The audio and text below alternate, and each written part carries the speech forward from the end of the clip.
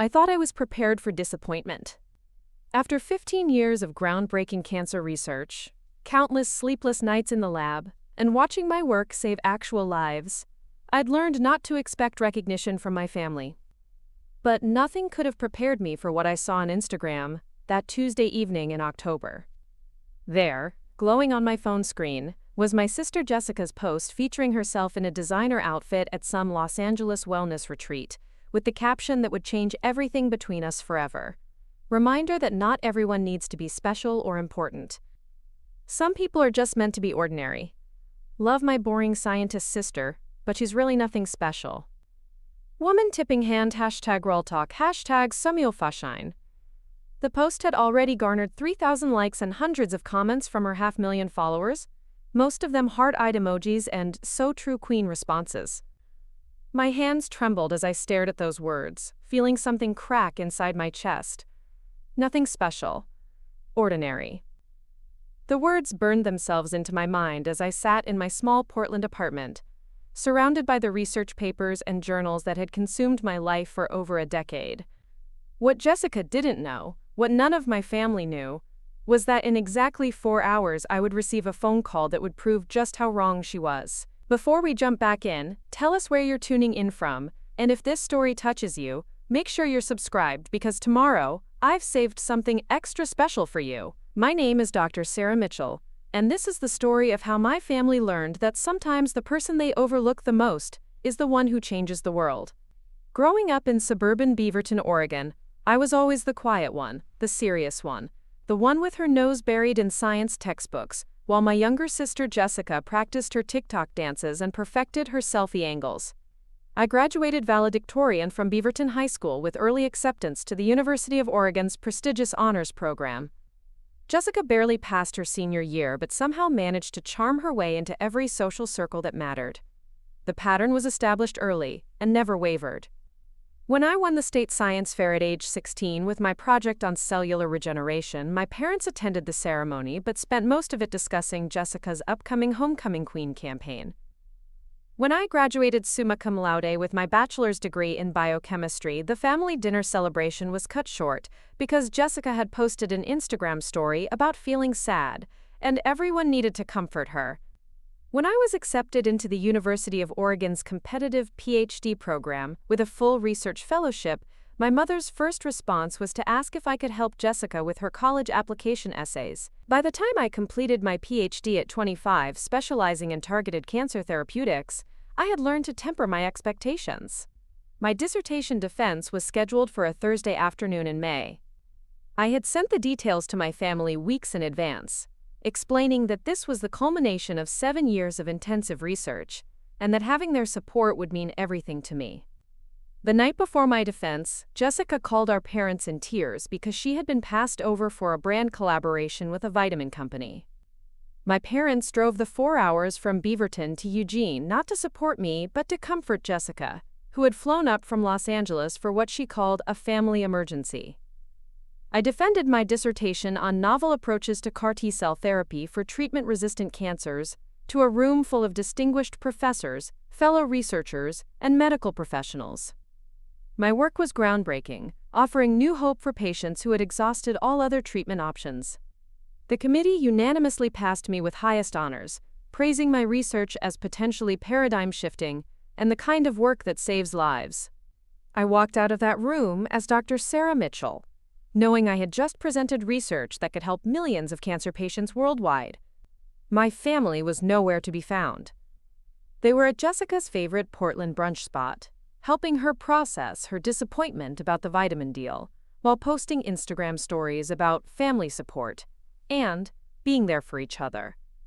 When I called to tell them I had successfully defended my dissertation, my mother put me on speakerphone while they were ordering mimosas.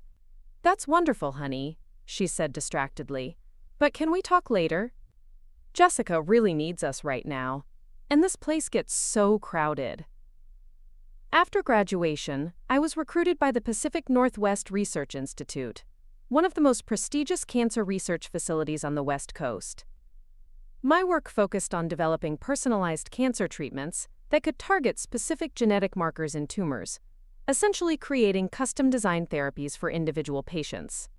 It was complex, demanding work that required 18-hour days and an unwavering commitment to scientific rigor. My research was starting to show extraordinary promise in early trials, with success rates that far exceeded anything previously achieved in treating aggressive cancers. Meanwhile, Jessica's influencer career was taking off in Los Angeles. She had parlayed her natural charisma and stunning looks into a successful lifestyle brand, promoting everything from skincare products to wellness retreats to overpriced supplements. Her Instagram account, filled with perfectly curated photos of green smoothies, yoga poses, and inspirational quotes, had amassed over 500,000 followers. She made more money in a month from sponsored posts than I made in a year as a research scientist, a fact that wasn't lost on our parents. Every family gathering became an exercise in navigating Jessica's newfound celebrity status within our small family circle. Thanksgiving dinners revolved around her latest collaborations and the exciting influencers she had met. Christmas morning was dominated by her professional photo shoots with our presence, turning family moments into content for her brand. When I tried to share updates about my research, the conversation would inevitably shift back to Jessica's more accessible world of lifestyle content and social media metrics. The disparity in treatment became increasingly obvious as we entered our 30s. When Jessica bought her first luxury car with influencer money, our parents threw her a surprise party and posted photos on Facebook with captions about how proud they were of her business success. When I published my first major paper in the New England Journal of Medicine, describing breakthrough results in treating pancreatic cancer, I received a brief text from my mother saying, "Congratulations on your article," followed immediately by a longer message about Jessica's latest magazine feature. Last Christmas had been particularly painful. Jessica flew home from Los Angeles with her photographer boyfriend, Marcus, who documented every moment of our family celebration for her social media content. She arrived laden with expensive gifts for everyone, all of which would later appear in her quote, holiday gift guide posts. I brought carefully chosen presents that reflected my deep knowledge of each family member's interests and needs, gifts that had taken weeks to select because my research schedule left little time for shopping. The present opening session became a de facto photo shoot for Jessica's brand. Every gift she gave was presented with perfect lighting and carefully crafted captions about family and gratitude. When our father opened the vintage chemistry set I had found for him, remembering his love of science from his teaching days, Jessica was already directing her boyfriend to photograph her emotional reaction to our parents' joy over her gifts. My thoughtful presence became background props in her content creation process.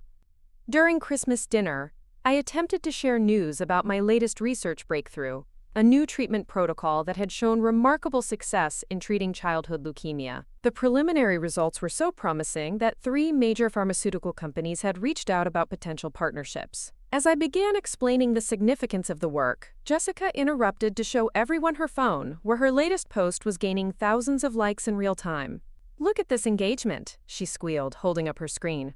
"The algorithm is really loving my content lately.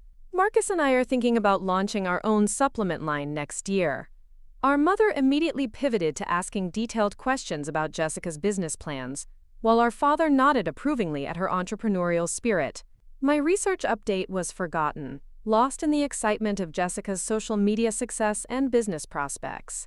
I sat quietly, watching my family become animated and engaged in a way they never were when I discussed my work, despite the fact that my research was literally saving children's lives.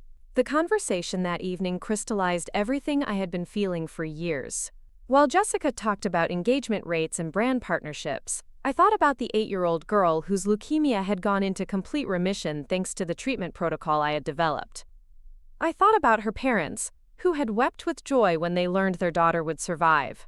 I thought about the dozens of other families who would never experience that devastating loss because of work that was apparently too boring or complex for my own family to care about.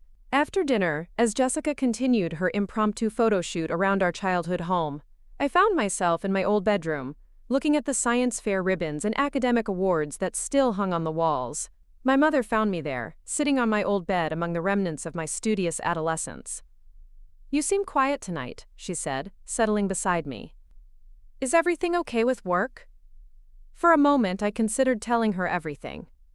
About the breakthrough research. About the pharmaceutical companies calling. About the lives being saved by my work. About how exhausted I was from constantly feeling invisible in my own family despite achieving things that most scientists only dream of. Instead, I simply said, "Work is good. Really good, actually." She patted my knee absent-mindedly, her attention already drifting back toward the laughter coming from downstairs where Jessica was entertaining everyone with stories from her latest influencer events. "That's nice, honey. You know, Jessica was just telling us about this amazing wellness retreat she attended in Malibu. She met some very successful people there. Maybe you should think about taking a vacation, doing something more social." The suggestion that I needed to be more like Jessica, more social, more focused on wellness trends and networking events, felt like a small knife twist. Here I was, developing treatments that could save thousands of lives, and my mother's advice was that I should attend influencer wellness retreats to become more well-rounded. The pattern continued through the spring and summer. When I presented my research at the International Cancer Research Conference in Geneva, speaking to an audience of the world's leading oncologists about my breakthrough in personalized cancer therapy, my family was busy helping Jessica plan her move to a larger apartment in West Hollywood. When my work was featured on the cover of Nature Medicine, one of the most prestigious scientific journals in the world, my parents were busy promoting Jessica's appearance on a morning talk show where she discussed her morning skincare routine. Preparing and narrating this story took us a lot of time, so if you are enjoying it, subscribe to our channel. It means a lot to us. Now back to the story. By early fall, I had begun to accept that my family would never see my work as important or valuable in the way they valued Jessica's more visible success. I focused on my research, finding satisfaction in the knowledge that my work was making a real difference in people's lives, even if that difference wasn't understood or appreciated by the people who were supposed to love me most. The week before Jessica's devastating Instagram post, I had received some extraordinary news from my department head, Dr. William Harrison. He called me into his office on a Monday morning, his expression unusually serious. I assumed he wanted to discuss our latest research proposal or perhaps a new collaboration with one of the pharmaceutical companies that had been courting our lab. Instead, he closed the door and asked me to sit down. "Sarah," he said, his voice carrying in weight I had never heard before, "I need to tell you something in the strictest confidence. What I'm about to share cannot be discussed with anyone, not colleagues, not family, not friends. Do you understand?" I nodded, my heart beginning to race. Had something gone wrong with our research? Were there problems with the clinical trials that I didn't know about? Dr. Harrison leaned forward, his eyes bright with an emotion I couldn't quite identify. "You've been nominated for the Nobel Prize in Physiology or Medicine. Your work on CAR T-cell therapy and personalized cancer treatment has been recognized at the highest level of scientific achievement. The committee will be making their decision this week, and if selected, you'll be notified next Tuesday evening." The world seemed to stop. I stared at him, unable to process what he had just said. The Nobel Prize.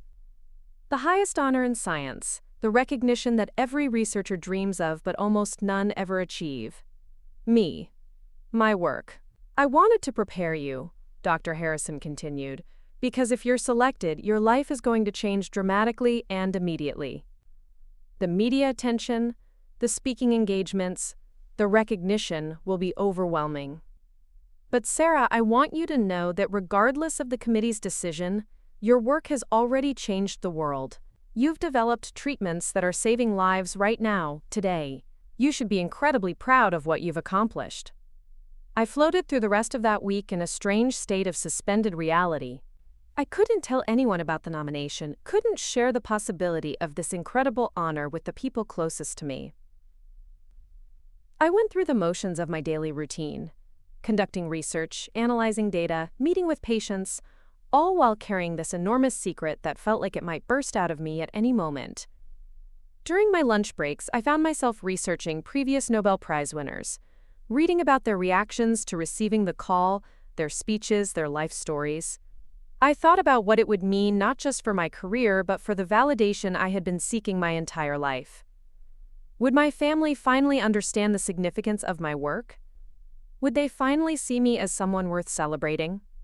By the weekend, the weight of the secret was becoming almost unbearable. I considered calling my parents, not to tell them about the nomination, but just to hear their voices, to feel connected to my family during this surreal week. But I knew how the conversation would go. They would ask polite questions about my work, then quickly shift to discussing Jessica's latest business ventures or social media successes. Instead, I threw myself into my research with even more intensity than usual. I stayed late at the lab, reviewing data from our latest clinical trials, preparing new research proposals, losing myself in the work that had become not just my career but my entire identity. The patients in our trials were responding better than we had ever hoped. Children with aggressive leukemias were going into complete remission. Adults with terminal diagnoses were celebrating birthdays they never thought they would see. Whatever happened with the Nobel Prize, I knew that this work was the most important thing I would ever do. On Tuesday morning, the day the Nobel Committee would make their calls, I woke before my alarm with a mixture of excitement and terror churning in my stomach. I dressed carefully, choosing my most professional outfit as if the Nobel Committee might somehow see me through the phone. I ate breakfast mechanically, unable to taste anything, my mind cycling through every possible scenario. At work, I found it impossible to concentrate. Every time my phone rang, my heart rate spiked, even though I knew the call wouldn't come until evening. Dr. Harrison checked on me twice, his own nervous energy betraying how much this meant to him and to our entire research team. My colleagues seemed to sense that something significant was happening, but I maintained the facade of normalcy as best I could. As the afternoon wore on, I decided to go home early. I couldn't bear the thought of receiving such a momentous phone call in my office, surrounded by the everyday chaos of the lab.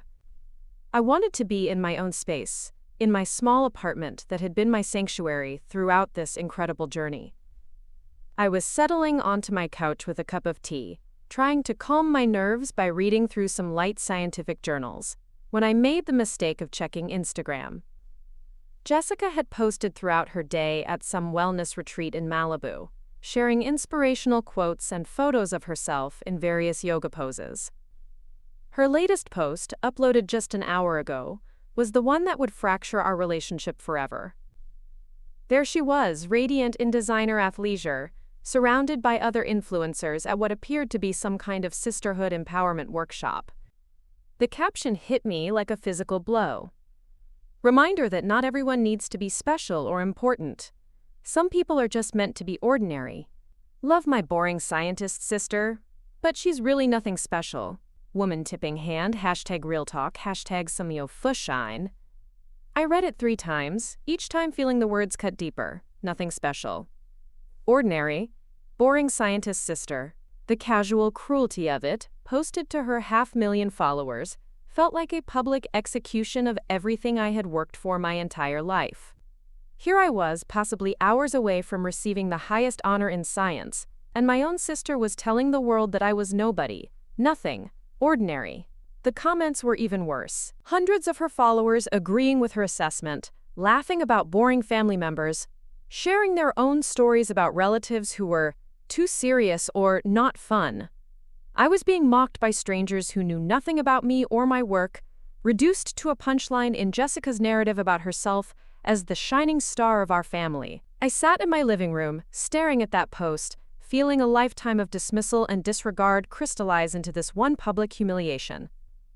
All those missed celebrations, all those interrupted conversations, all those years of being treated as less important than Jessica's social media metrics had led to this moment where she felt comfortable announcing to the world that I was nothing special. What she didn't know, what none of them knew, was that in 3 hours and 17 minutes, my phone would ring with a call from Stockholm that would prove just how spectacularly wrong she was. My fingers hovered over my phone screen for nearly 10 minutes before I decided to respond to Jessica's post.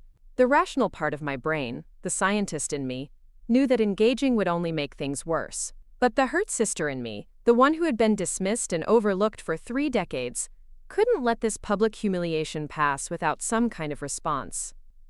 I typed carefully, my hands still trembling with a mixture of rage and heartbreak. Under her post that had now reached over 4,000 likes, I wrote simply, Interesting perspective, Jess. Some of us just work differently. I hit send before I could second-guess myself, then immediately regretted the understated response. It felt weak, inadequate in the face of such casual cruelty. Jessica's reply came within minutes, and it was worse than I could have imagined. "Oh, come on, Sarah. Don't be so sensitive. I'm just being real. You know I love you, but you've always been the practical one. Not everyone can be fabulous.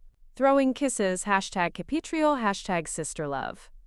The condescending tone, the dismissive emoji, the way she turned my hurt into evidence of oversensitivity, it all felt like a masterclass in emotional manipulation. But what really stung was watching the flood of responses from her followers, people who had never met me but were now weighing in on my worth as a human being. OMG, yes, I have a boring cousin too. Some people are just not meant for the spotlight. Jessica, you're so honest. I love that you keep it real about family. Girl, your sister probably doesn't even understand how amazing you are. Each comment felt like a small wound. Death by 1,000 cuts from strangers who knew nothing about my life or my work. I found myself scrolling through them obsessively, reading every dismissive laugh, every agreement with Jessica's assessment of my ordinariness. The comments section had become a public forum for discussing my inadequacies, and Jessica had orchestrated it all with one casually cruel post. My phone buzzed with a text from my college roommate and closest friend, Dr. Amy Chen, who had apparently seen the post. "Sarah, what the hell is wrong with your sister? I just saw her Instagram. Please tell me you're not taking this seriously." I stared at the text, unsure how to respond. How could I explain that this wasn't just one mean post, but the culmination of 32 years of being treated as the lesser sister, the boring one, the one whose achievements didn't matter because they weren't flashy or photogenic? How could I convey the weight of always being an afterthought in my own family? Instead of texting back, I called Amy directly. She answered on the first ring, her voice filled with indignation on my behalf. "Sarah, I can't believe she posted that. And to 500,000 people. What is she thinking?" "She's thinking what she's always thought," I said, my voice coming out smaller than I intended. "That I'm the boring sister who doesn't matter. The difference is now she's saying it publicly. You know that's complete garbage, right? You're literally saving people's lives. You're one of the most brilliant people I know." Jessica posts pictures of smoothie bowls for a living. Amy's fierce loyalty warmed something inside me, but it also highlighted how isolated I felt within my own family. My friends and colleagues understood the significance of my work, but the people who were supposed to love me unconditionally had never bothered to really see me. "I know logically that her opinion doesn't define me," I said, walking to my kitchen window and staring out at the Portland skyline. "But it still hurts, especially today." "Why especially today? Did something happen at work?" I couldn't tell Amy about the Nobel Prize nomination, couldn't break the confidentiality that Dr. Harrison had impressed upon me. But I also couldn't explain why this particular attack felt so perfectly timed to undermine what should have been the most important day of my professional life. "Just a big day for some research results," I said vaguely. I thought maybe, for once, I might get some family support instead of family criticism. Amy was quiet for a moment, and I could practically hear her processing the layers of hurt in my voice. "Sarah, I know this is hard to hear, but maybe it's time to accept that your family doesn't deserve you. You keep waiting for them to see your worth, but what if they never do? What if you're enough just as you are, regardless of their opinion?" Her words hit deeper than I expected. I had spent so many years trying to earn recognition from people who seemed fundamentally incapable of giving it. Every achievement had been accompanied by the hope that this would be the one, this would be the accomplishment that finally made them proud, that finally made them see me as someone worth celebrating. After I hung up with Amy, I found myself spiraling through social media, something I rarely did but couldn't seem to stop tonight. Jessica's post had been shared to her Instagram stories with additional commentary about family dynamics and, quote, "not everyone being meant for the same path." She had turned my humiliation into content, mining our relationship for engagement and likes. But worse than the original post were the responses from my extended family. My cousin Rachel had commented with laughing emojis. My Aunt Patricia had liked the post. Even my grandmother, who barely understood Instagram, had somehow managed to leave a comment saying, quote, "Both my granddaughters are special in their own ways," which felt like the most diplomatic way possible to agree with Jessica's assessment. The betrayal felt complete. It wasn't just Jessica anymore. It was the entire family network that had watched me achieve extraordinary things for decades, while treating Jessica's minimal efforts as worthy of celebration. They were all complicit in this public diminishment of my life's work. I poured myself a glass of wine and tried to focus on the evening ahead. Somewhere in Stockholm, the Nobel Committee was making their final deliberations. In a few hours, I might receive a call that would change everything. But instead of feeling excitement or anticipation, I felt hollow, emptied out by my sister's casual cruelty and my family's implicit agreement with her assessment. My mind began to drift back through the years, searching for the moment when this dynamic had crystallized, when I had been cast as the boring, practical sister, while Jessica became the shining star. The memories came flooding back with painful clarity, each one a small confirmation of the pattern that had led us to this moment. I was 7 years old, Jessica was 4, and I had just learned to read chapter books. I was obsessed with a series about a young detective who solved mysteries using scientific observation and logical deduction. I would spend hours in my room, reading by flashlight under my covers, completely absorbed in stories about someone who used intelligence and careful thinking to solve problems. Jessica, meanwhile, was the family entertainer. She could charm adults with her precocious observations and dramatic flair. She would put on impromptu performances in our living room, singing songs she made up, and dancing with an unselfconscious joy that delighted everyone who watched her. The contrast was established early and reinforced constantly. When relatives visited, they would ask Jessica to sing or dance, while I was encouraged to "show them your books, Sarah," in a tone that suggested reading was a nice but ultimately unremarkable hobby. Jessica's performances were met with applause and requests for encores. My careful explanations of the mysteries I was reading were met with patient smiles and gentle redirections to Jessica's more entertaining offerings. I remember one particular family gathering when I was 8, and Jessica was 5. Our grandfather had come to visit, and I was excited to show him a science experiment I had been working on for weeks. I had grown crystals in different solutions, carefully documenting the process and taking photos of how they developed over time. I had prepared a whole presentation about crystal formation and the scientific principles involved. But when I brought out my carefully organized display, Jessica simultaneously decided to debut a new dance routine she had been practicing.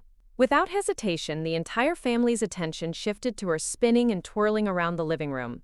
My crystal project was pushed aside, literally and figuratively, as everyone gathered to watch Jessica's performance. "That's very nice, Sarah," my mother said distractedly, not even looking at the crystals that had taken me weeks to grow. "Maybe you can show Grandpa later. Jessica, do the part with the jumps again." I stood there holding my scientific display, watching my family become animated and engaged in a way they never were with my interests. Jessica basked in the attention, the applause, the requests for more. She was a natural performer, and our family was a willing audience. I was the serious one, the quiet one, the one whose interests were too complex or too boring to generate the same enthusiasm. That pattern continued throughout elementary school. Jessica excelled at activities that put her in the spotlight: school plays, talent shows, cheerleading tryouts. She had a natural charisma that drew people to her, a sparkle that made her memorable at every social gathering. I excelled at academics, science fairs, math competitions, academic decathlons.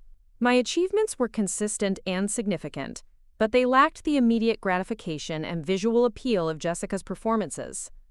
When I won the regional science fair in 5th grade with a project on renewable energy sources, my parents attended the ceremony but spent most of it discussing Jessica's upcoming audition for the school musical.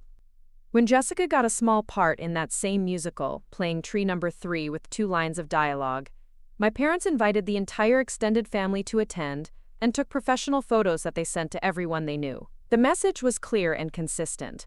Jessica's minimal achievements in areas that brought social recognition were infinitely more valuable than my substantial achievements in areas that required sustained intellectual effort. Jessica was celebrated for showing up. I was expected to excel without acknowledgement.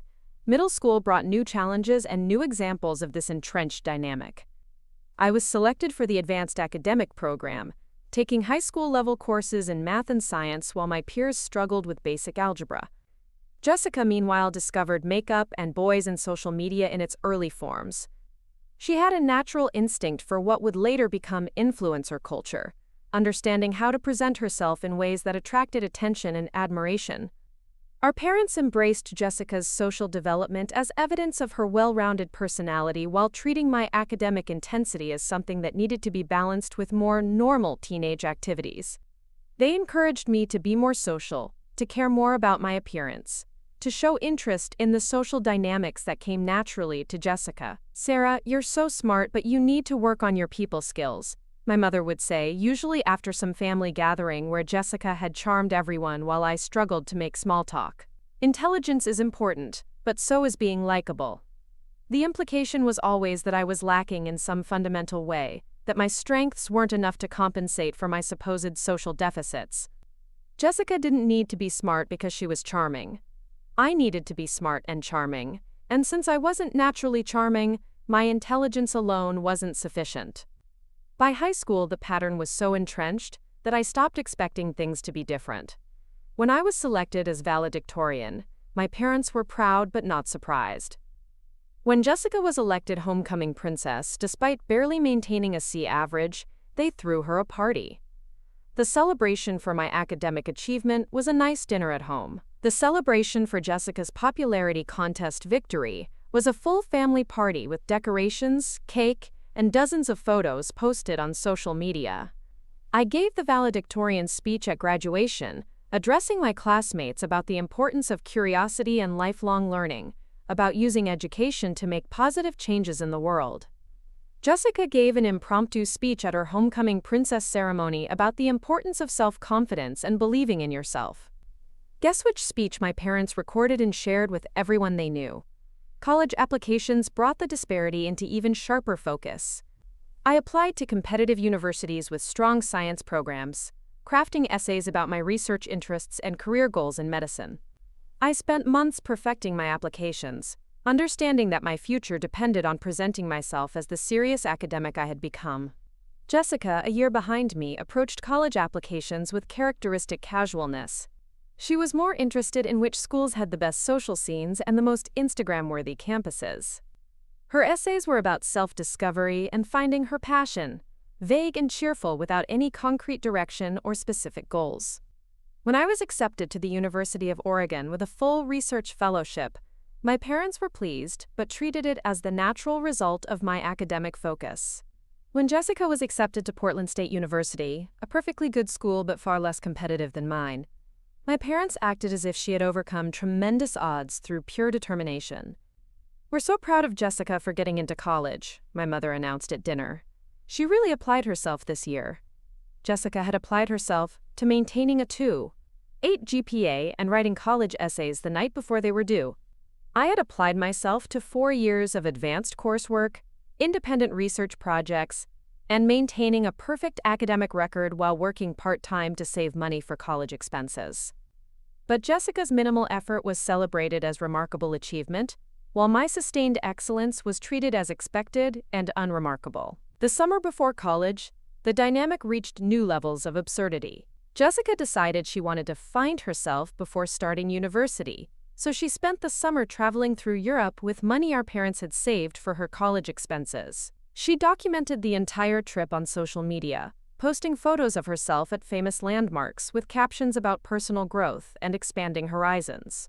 I spent that same summer working in a research lab at Oregon Health and Science University, earning money for college while gaining hands-on experience in the field I intended to pursue. I was learning sophisticated laboratory techniques, contributing to actual research projects, and building relationships with professors who would become mentors throughout my academic career. At family gatherings that summer, everyone wanted to hear about Jessica's European adventures. She would spend hours showing photos and telling stories about the people she met, the food she tried, the personal revelations she experienced while sipping wine in Tuscany. My research work was mentioned briefly, if at all, usually with comments about how serious I was and how focused I had always been, as if dedication to learning was a character quirk rather than a virtue. Jessica is really finding herself this summer, our aunt would say admiringly. And Sarah is so dedicated to her studies. You girls are so different. The message was always the same. Jessica's self-indulgent wandering was admirable personal growth, while my purposeful skill building was just evidence of my inability to have fun. Jessica was brave for traveling alone. I was just grinding away at work like always. Jessica was expanding her horizons. I was narrowing mine through excessive focus. Senior year of high school brought the ultimate test of these family dynamics. I had been working for months on an independent research project about cancer treatment, inspired by our neighbor Mr. Peterson, who had been diagnosed with aggressive lymphoma. I spent hours at the public library, reading medical journals and researching treatment options, trying to understand how cancer worked and how doctors fought it. My research led me to develop a detailed proposal for a new approach to chemotherapy delivery that could potentially reduce side effects while increasing effectiveness. It was sophisticated work for a high school student, demonstrating not just academic ability, but real innovation and practical application. I submitted the project to a national high school research competition and was selected as one of 10 finalists nationwide.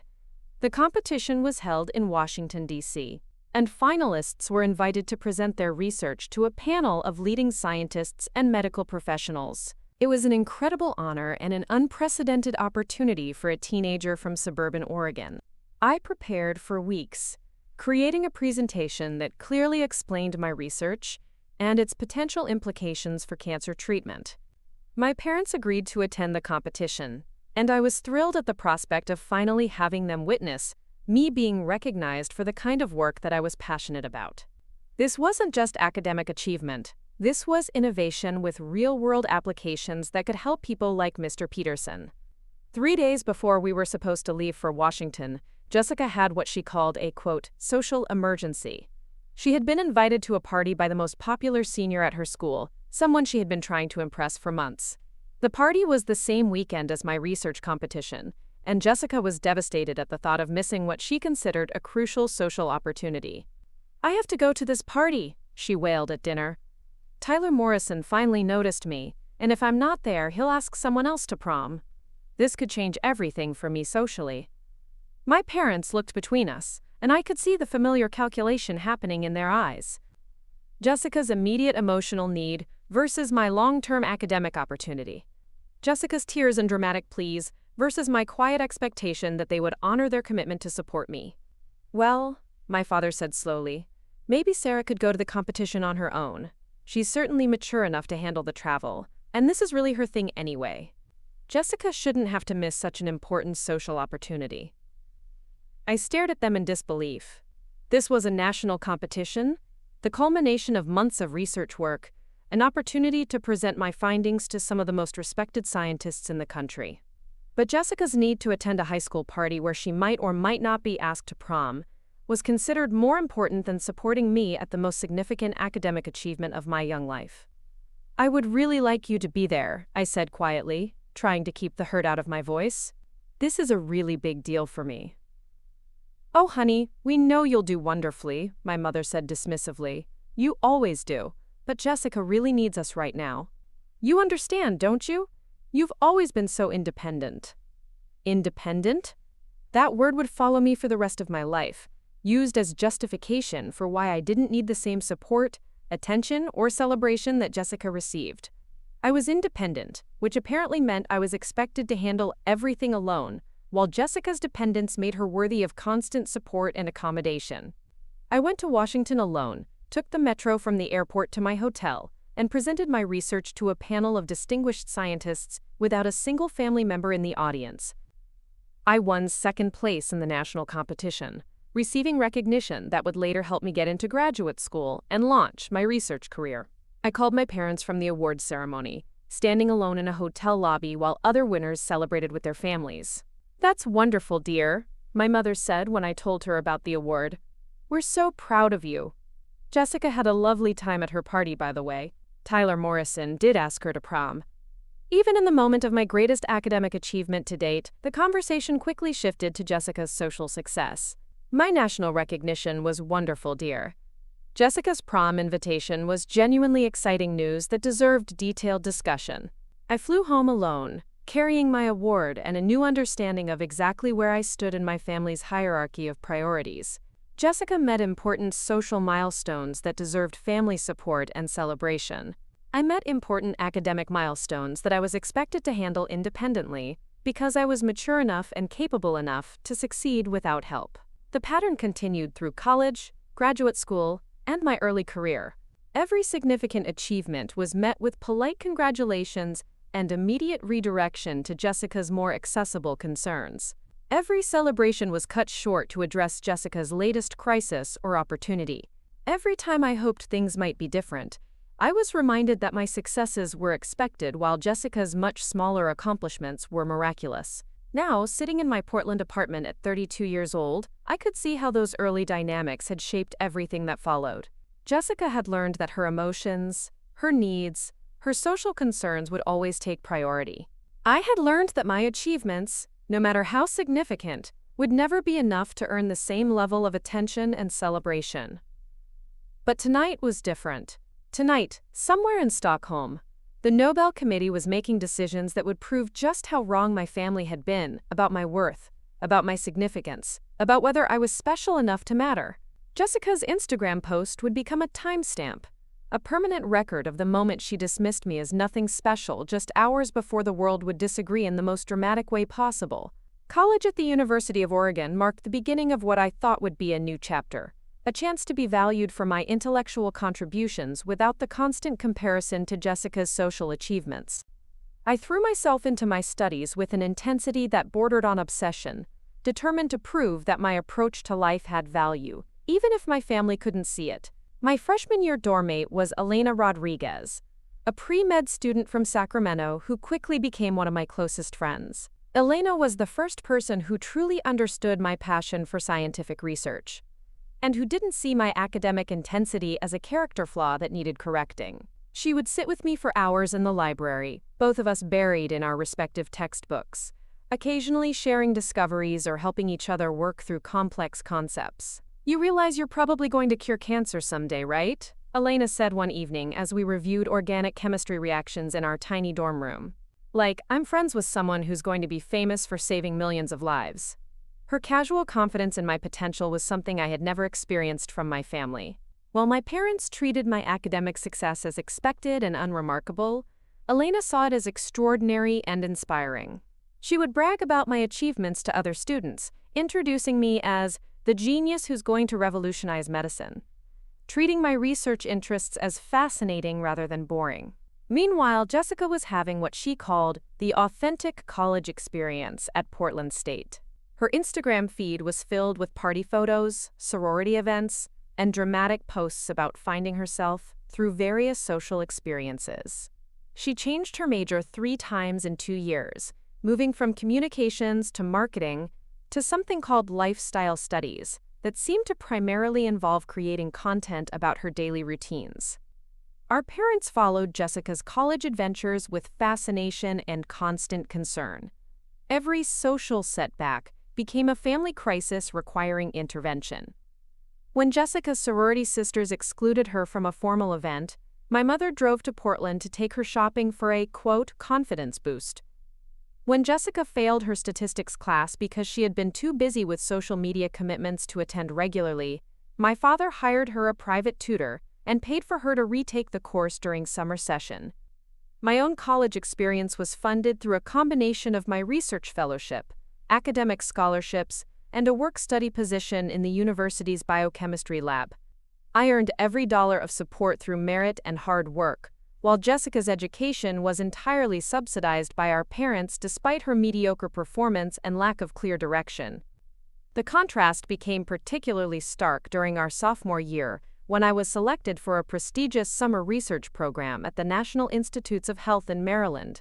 The program accepted only 20 students nationwide, and participants worked alongside leading researchers on cutting-edge medical projects.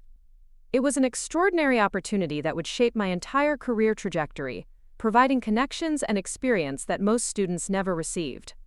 Jessica, meanwhile, decided she needed to explore her creative side and convinced our parents to fund a summer photography course in Europe. The course was essentially a guided tour for wealthy young Americans who wanted to take Instagram-worthy photos while pretending to study art. It cost 3 times more than my NIH stipend provided, but our parents saw it as an investment in Jessica's personal growth. Photography could be Jessica's calling, my mother explained when I questioned the expense during a family dinner. She has such a good eye for composition, and this could open doors for her in the creative industry. Jessica had been taking selfies and party photos for 2 years. Her good eye for composition consisted of knowing how to position herself in front of attractive backgrounds. But our parents treated her casual interest in photography as equivalent to my intensive preparation for a career in medical research. The NIH program was transformative for me in ways I couldn't have anticipated. I was assigned to work with Dr. Rebecca Martinez, a leading researcher in cancer immunotherapy who became both a mentor and a role model. Dr. Martinez saw potential in me that went beyond what I had imagined for myself, encouraging me to think bigger and aim higher than I had dared to dream. "Sarah, you have an intuitive understanding of how these systems work that can't be taught," Dr. Martinez told me during my final week at NIH. "You see connections that other people miss, and you ask questions that lead to breakthrough discoveries. You need to promise me you'll consider graduate school and research as a career path."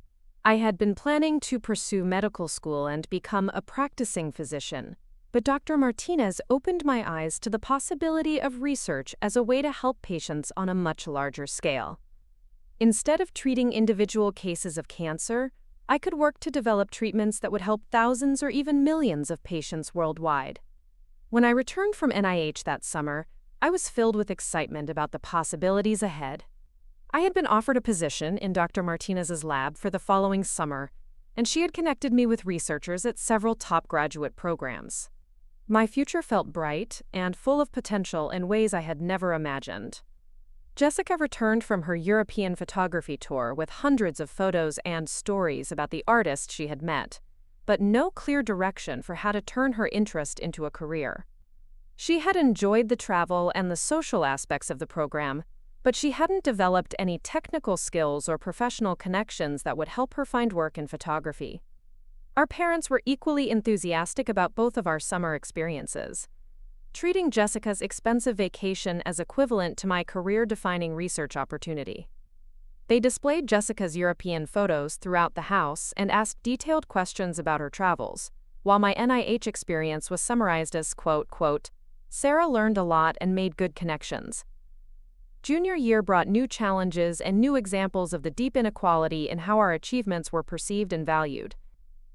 I was selected for advanced research courses typically reserved for graduate students, working on independent projects that required sophisticated laboratory skills and theoretical understanding. My professors began mentioning my potential for prestigious graduate programs and suggesting that I consider PhD research in addition to or instead of medical school.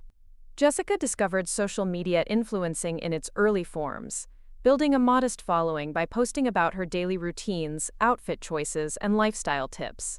She had a natural talent for presenting herself in ways that attracted engagement, and she began earning small amounts of money through early brand partnerships and sponsored posts. Our parents were fascinated by Jessica's emergence as a social media personality. They saw it as entrepreneurial and innovative, a new form of business that required creativity and marketing savvy. They helped her set up a home studio in her apartment and bought her professional lighting equipment to improve her content quality. My research work, meanwhile, was viewed as an extension of my academic studies, rather than as preparation for a professional career.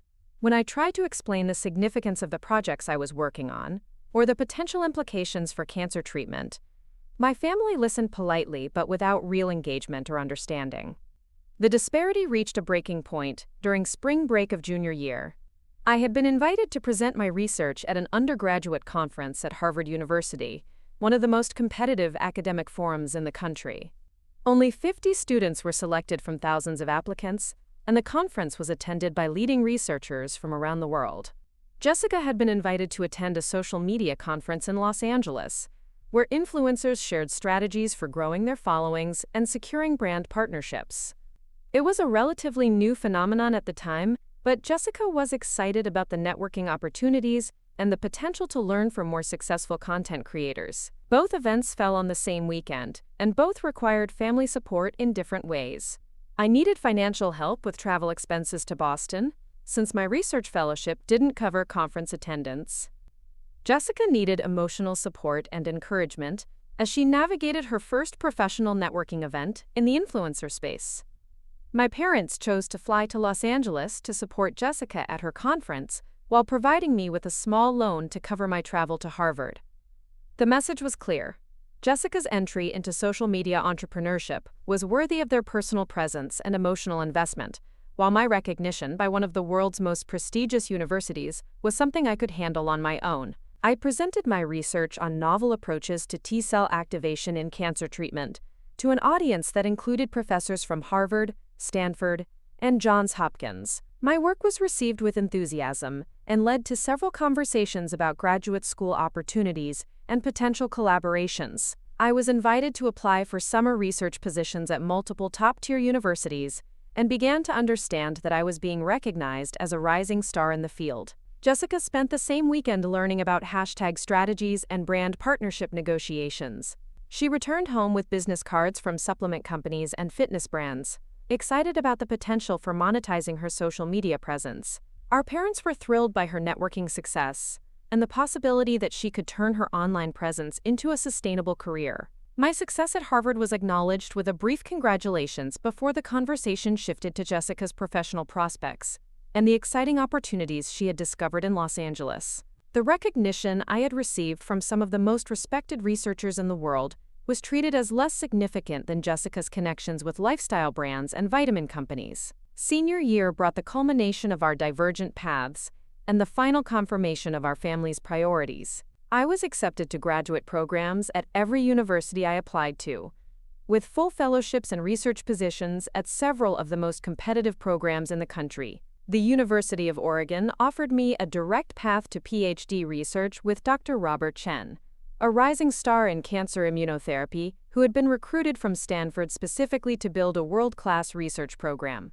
I chose to stay at Oregon for graduate school, partly because of the exceptional research opportunities, but also because I hoped that remaining close to home would finally allow my family to see and appreciate my work. I imagined that having a daughter in a prestigious PhD program at the local university would be something my parents could understand and celebrate. Jessica graduated with a degree in lifestyle studies and a modest but growing social media following. She had no clear career plans beyond continuing to build her online presence, but she was confident that her natural charisma and understanding of social media trends would eventually lead to success. She moved back home temporarily while planning her next steps, which involved relocating to Los Angeles to pursue influencer opportunities. The contrast between our post-graduation situations could not have been more stark. I was beginning sophisticated research that could potentially lead to breakthrough cancer treatments, working with equipment and techniques that most people never have the opportunity to access. Jessica was living in her childhood bedroom, posting photos of her morning routines and trying to secure partnerships with skincare companies. Yet our parents treated Jessica's uncertain prospects with optimism and support, while viewing my academic trajectory as expected and unremarkable. They helped Jessica plan her move to Los Angeles, offering financial support and emotional encouragement for her pursuit of influencer success. They attended my graduate school orientation but spent most of the time asking whether I was sure I wanted to commit to such a long and demanding program. PhD programs are so intense, my mother worried. Are you sure you wouldn't be happier doing something more balanced? You could still go to medical school later if the research thing doesn't work out. The suggestion that my research was the research thing that might not work out, compared to Jessica's pursuit of social media fame as a legitimate career path, perfectly encapsulated our family's perception of value and success. Jessica's risky venture into an unpredictable industry was seen as brave and entrepreneurial. My acceptance into a competitive academic program with full funding was seen as potentially limiting and overly serious. Graduate school intensified both my research focus and my growing distance from my family's understanding of my life. My days were consumed with coursework, laboratory work, and independent research projects that required levels of concentration and dedication that most people couldn't comprehend. I was working on problems that had stumped researchers for decades, using techniques that had been developed only recently. collaborating with scientists around the world on questions that could revolutionize cancer treatment. Jessica's influencer career was slowly gaining momentum in Los Angeles. She had found her niche in lifestyle and wellness content, promoting everything from yoga retreats to superfood supplements to meditation apps. Her following grew steadily, and she began earning substantial income through brand partnerships and sponsored content. She documented every aspect of her daily life, turning morning routines, workout sessions, and grocery shopping trips into content that attracted thousands of engaged followers. Our parents followed Jessica's social media career with fascination and pride. They understood the metrics that mattered in her world: follower counts, engagement rates, brand deal values. They could see the tangible success of her work in ways that made sense to them, and they celebrated every milestone with enthusiasm and public recognition. My graduate research, meanwhile, remained largely invisible and incomprehensible to them.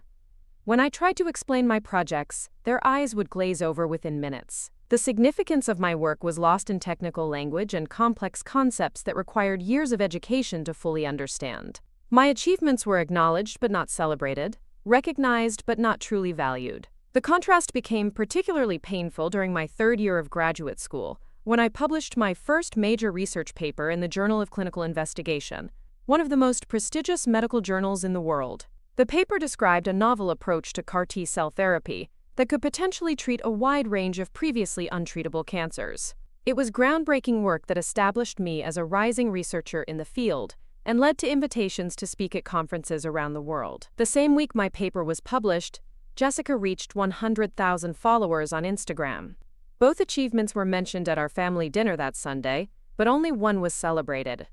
Jessica's follower milestone was treated as a major professional accomplishment worthy of champagne and detailed discussion. My publication in a journal that most medical professionals can only dream of accessing was acknowledged with polite congratulations before the conversation returned to Jessica's social media strategy. 100,000 people choose to follow Jessica's content every day, my father marveled. That's incredible reach and influence. She's really building something significant. My research paper would be read by cancer researchers worldwide and could potentially lead to treatments that save thousands of lives. But it lacked the immediate, quantifiable impact of Jessica's social media metrics. In my family's eyes, Jessica's ability to attract followers was more impressive than my ability to advance medical science. The final years of my PhD program brought increasingly sophisticated research and increasingly significant recognition within the scientific community. I was invited to present at major conferences, collaborate with researchers at leading institutions, and contribute to multi-institutional research projects that were attracting attention from pharmaceutical companies and government funding agencies. Dr. Chen became not just my advisor but a true mentor who understood the potential impact of my work and encouraged me to think about the broader implications of my research. Under his guidance, I developed a comprehensive approach to personalized cancer therapy that combined several innovative techniques into a treatment protocol that was showing remarkable success in preliminary trials. "Sarah, what you've developed here could change everything about how we treat cancer." "Drive," Chen told me as we reviewed data from our latest experiments. "You're not just working on incremental improvements, you're developing fundamentally new approaches that could make many cancers completely curable." The magnitude of what we were achieving was becoming clear to everyone in the scientific community who understood the work. I was receiving recognition from researchers around the world, invitations to collaborate on international projects, and interest from major pharmaceutical companies who wanted to license our techniques for clinical development. But none of this translated into recognition or understanding from my family. They continued to see my work as academic research, rather than as the development of treatments that could save millions of lives. The complexity of what I was doing made it impossible for them to grasp its significance, while the abstract nature of scientific research made it difficult for them to connect my daily work to its potential impact on real people. Jessica's career, meanwhile, had reached new heights of success and visibility. She had parlayed her social media following into a comprehensive lifestyle brand, launching her own line of wellness products, and securing partnerships with major companies in the health and beauty space. She was featured in magazines, invited to speak at conferences, and recognized as one of the rising stars in the influencer industry. Our parents were incredibly proud of Jessica's entrepreneurial success, and the tangible business she had built from her social media presence. They understood the concrete nature of her achievements: products sold, revenue generated, recognition received. They could point to Jessica's success in ways that made sense to their friends and colleagues, while my academic work remained mysterious and incomprehensible to their social circle. The disparity reached its peak during my dissertation defense, the culmination of 6 years of intensive research, and the gateway to my professional career as an independent researcher. My dissertation described the development of a comprehensive personalized cancer therapy platform that could potentially treat dozens of different cancer types with unprecedented effectiveness. The defense was attended by leading researchers from around the world, many of whom had flown in specifically to hear my presentation and participate in the examination. It was a recognition of the significance of my work that few graduate students ever receive, and the unanimous praise from my committee reflected the extraordinary nature of what I had accomplished. My parents attended the defense, sitting in the back of the room as I presented 6 years of work that could revolutionize cancer treatment. I could see them struggling to follow the technical content, but I hoped they would at least understand the significance of the occasion and the recognition I was receiving from the international research community. After I successfully defended my dissertation and was officially awarded my PhD, we went to dinner to celebrate. I was exhausted but elated, knowing that I had completed something truly extraordinary and that my research would soon begin helping patients around the world. "I'm proud of you, Sarah," my father said over dinner. "You've always been so dedicated to your studies. I hope this degree helps you find a good job." The comment perfectly captured their fundamental misunderstanding of what I had accomplished. They saw my PhD as the completion of an extended education that would hopefully lead to employment, rather than as the development of scientific breakthroughs that could save countless lives. My 6 years of research were viewed as preparation for a career, rather than as achievements that were already changing the world. 2 weeks later, Jessica was featured on the cover of Wellness Weekly magazine as one of the, quote, 30 under 30 entrepreneurs revolutionizing health and lifestyle. The article praised her business acumen and her ability to build a successful brand around authentic wellness content. Our parents bought dozens of copies of the magazine and sent photos of the cover to everyone they knew. My dissertation, which would soon be published as a series of papers in the most prestigious medical journals in the world, never received the same level of family recognition or celebration. The contrast was so stark that I finally began to accept what I had been avoiding for years. My family would never truly understand or value what I had accomplished, no matter how significant it became in the broader world. As I prepared to begin my postdoctoral research at the Pacific Northwest Research Institute, I made peace with the reality that my professional recognition would always come from the scientific community rather than from my family. I had colleagues who understood the importance of my work, mentors who appreciated my contributions, and peers who recognized my potential to make truly transformational discoveries. But I never stopped hoping that someday, somehow, my family would see me as more than just the boring scientist sister who had always been too serious for her own good. I never imagined that the moment of ultimate recognition would come on the same day that Jessica would publicly dismiss me as nothing special, creating the most painful and ironic juxtaposition of my entire life. The clock on my kitchen wall read 7:43 p.m. when I finally closed my laptop and tried to push Jessica's Instagram post out of my mind. The Nobel Committee would make their calls between 11 p.m. and midnight Pacific time, and I needed to find a way to occupy the next 3 hours without completely losing my sanity. I had cleaned my apartment twice, organized my research files, and even attempted to read a novel, but nothing could quiet the storm of emotions churning inside me. My phone buzzed with another text from Amy, who had apparently been monitoring Jessica's post throughout the evening. "Sarah, the comments on her post are getting worse. Some of her followers are really going after you. Are you okay?" I wasn't okay, but I also couldn't explain why this particular attack felt so perfectly timed to undermine what should have been the most important evening of my life.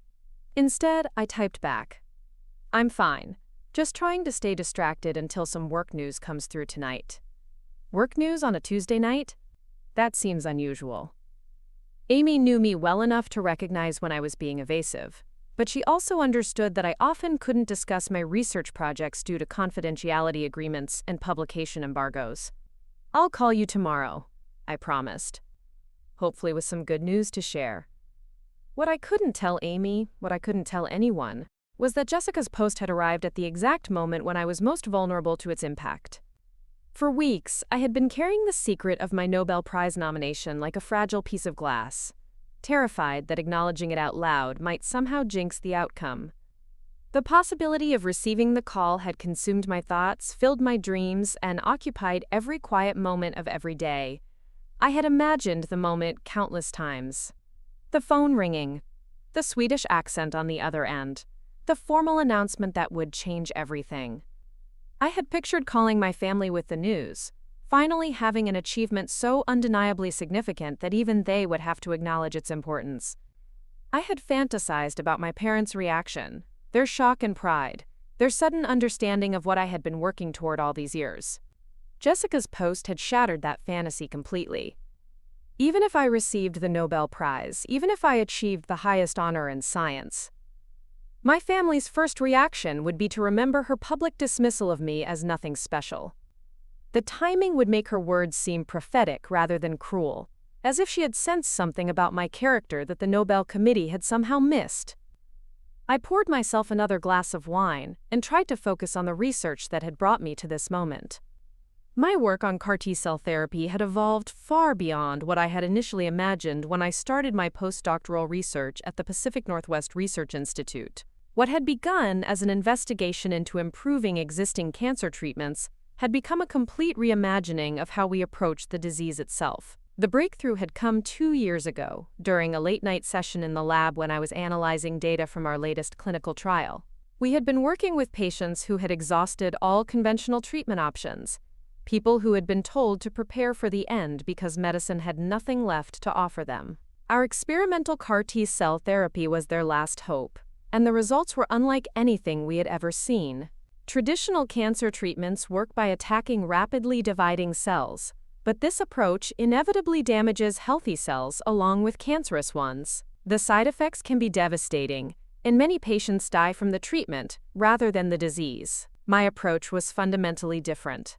Instead of poisoning the entire body to kill cancer cells, we were training the patient's own immune system to recognize and destroy only the specific cancer cells, leaving healthy tissue completely untouched. The technique involved extracting T cells from the patient's blood, genetically modifying them in the laboratory to recognize specific markers on their particular cancer cells, then reinfusing the modified cells back into the patient. These engineered T cells would then seek out and destroy cancer cells with precision that traditional treatments could never achieve.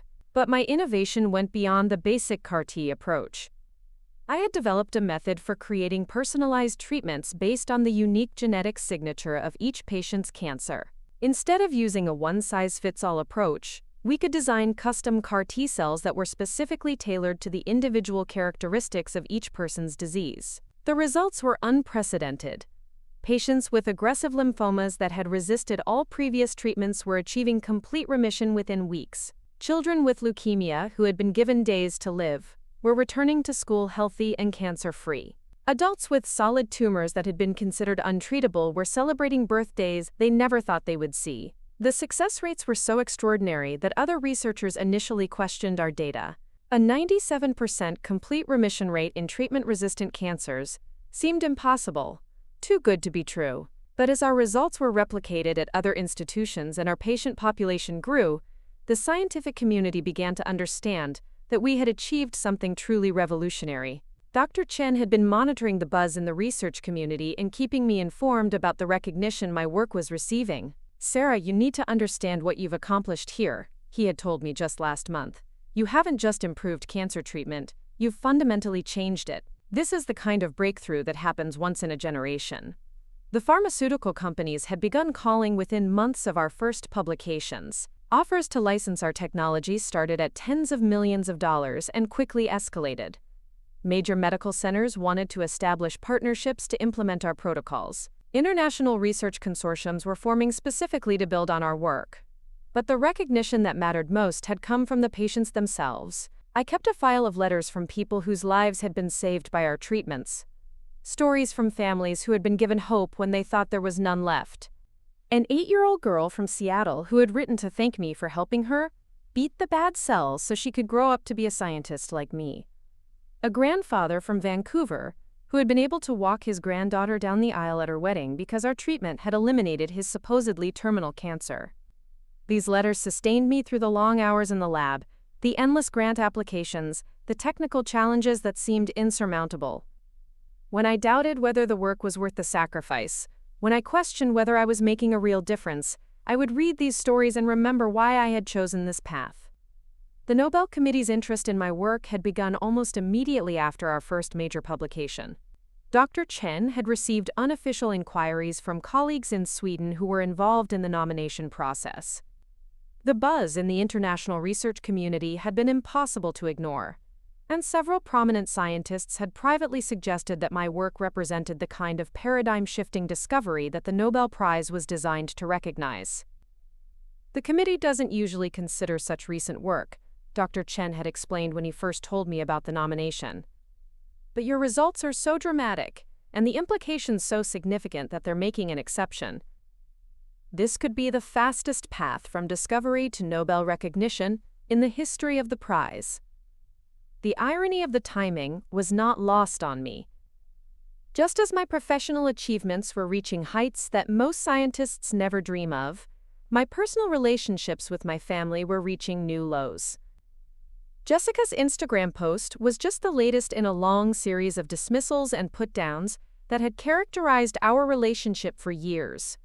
Over the past year, as my research had gained international recognition, Jessica's attitude toward me had become increasingly hostile. She seemed to sense that something significant was happening in my career, even though she didn't understand the details. Her social media posts had begun, including more frequent references to, quote, family members who think they're better than everyone else, and, quote, people who use big words to make themselves feel important.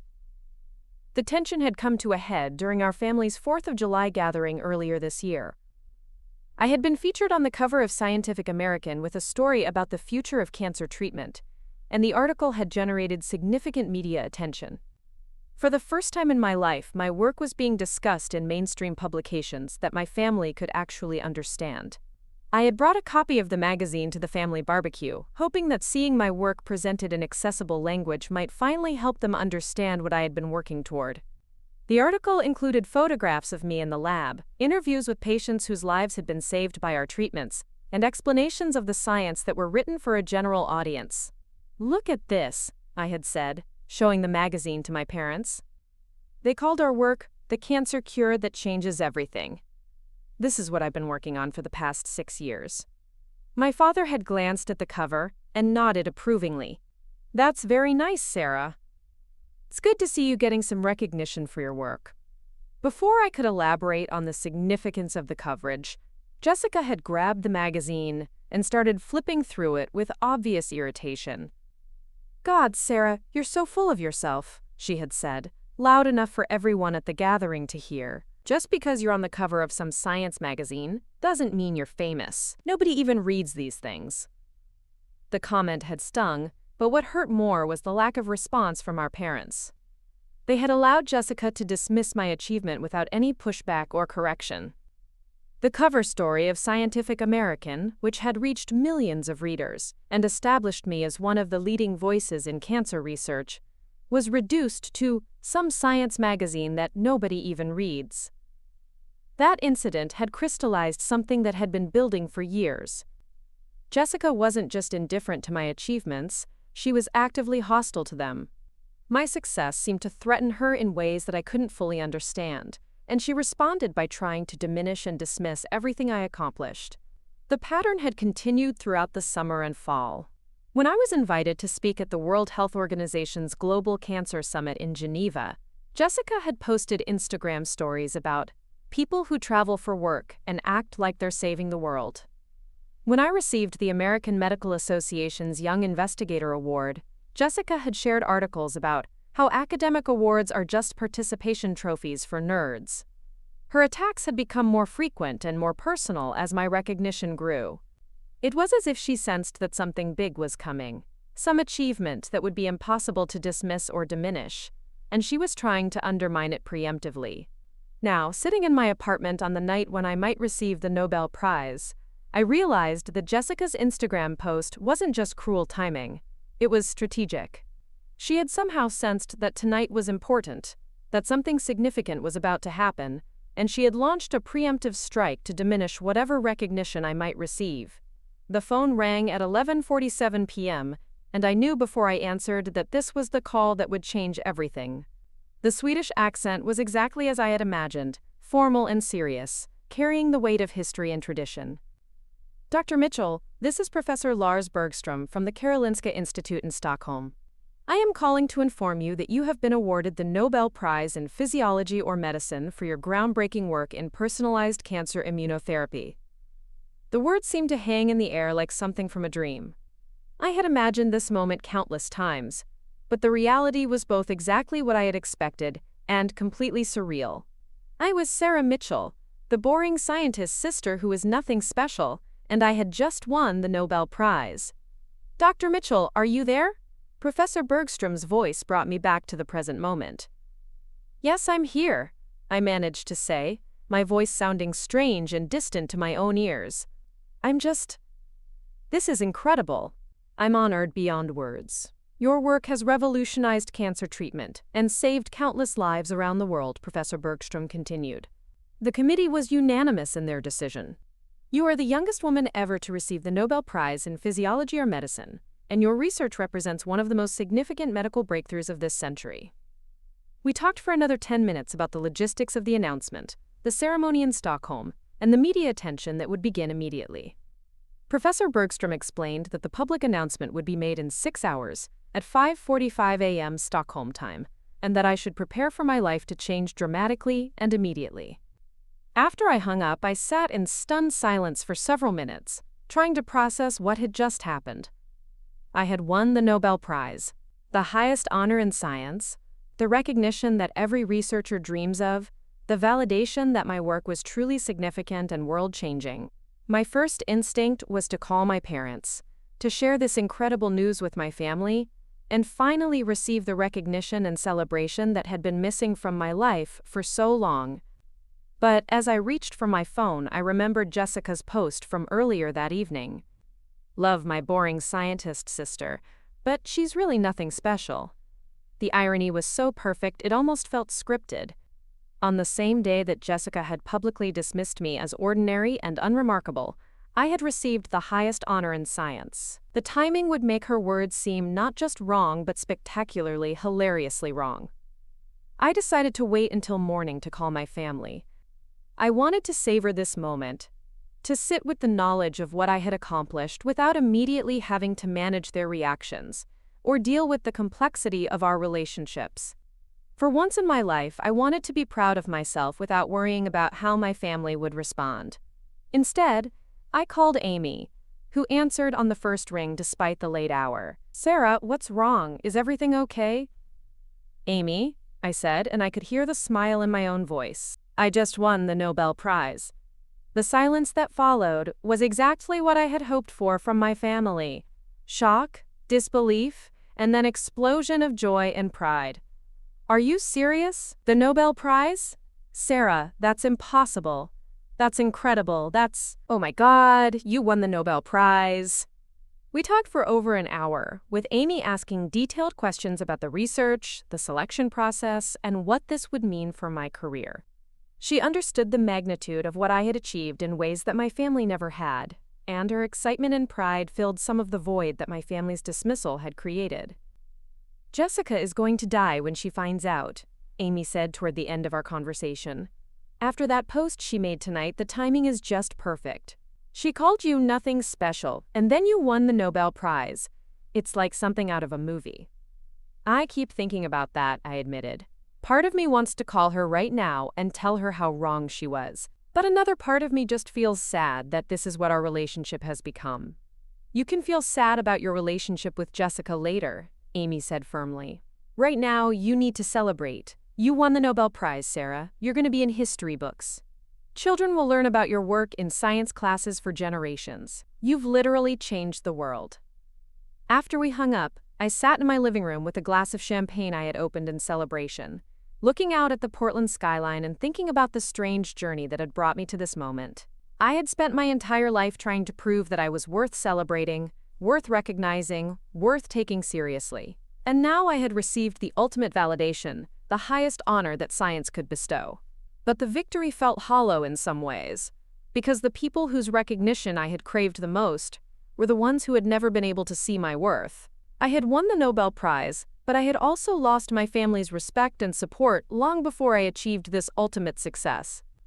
The morning brought chaos that exceeded anything Professor Bergstrom had prepared me for. The Nobel Prize announcement was made at 5:45 a.m. Stockholm time, which was 8:45 p.m. the previous evening in Portland.